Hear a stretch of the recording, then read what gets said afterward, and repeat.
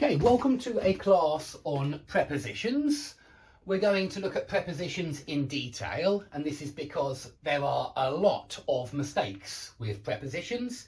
We use a lot of prepositions in English.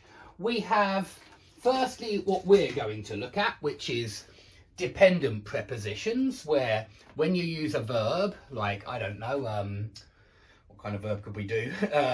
Look, yeah, when you use the verb look and you look at something, it's always at.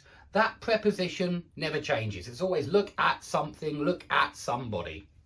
Now, I know we have look for and look forward to, but these are phrasal verbs. And I want you to learn the phrasal verbs on my phrasal verbs course, because that's a huge topic. The phrasal verbs course is 35 hours long, and it looks at loads of different phrasal verbs. But we're going to look at dependent prepositions, and there's a slight difference in my opinion, although there's no hard border between the two. But for me, a phrasal verb, as soon as you add the preposition, like look forward to, when you add forward to, suddenly it's got nothing to do with looking. Yeah, it's completely new meaning. It means anticipate something exciting in the future or good in the future. You know, wait for something that's really good in the future.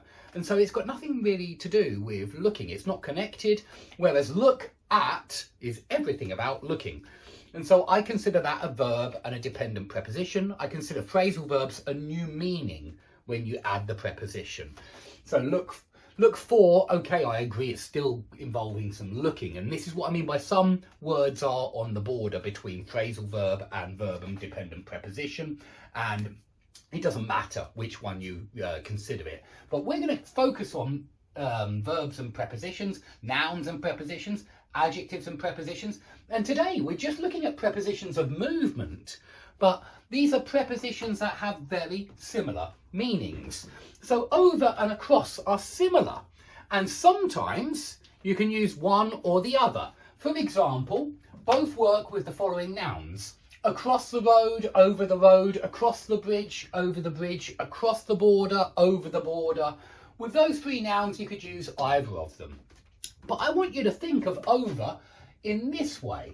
Over very often involves going higher, and then higher to get from A to B. You have to go higher, which is why we always say I jumped over the fence and not across the fence, because a fence is like this and you can't go across a fence. You can go through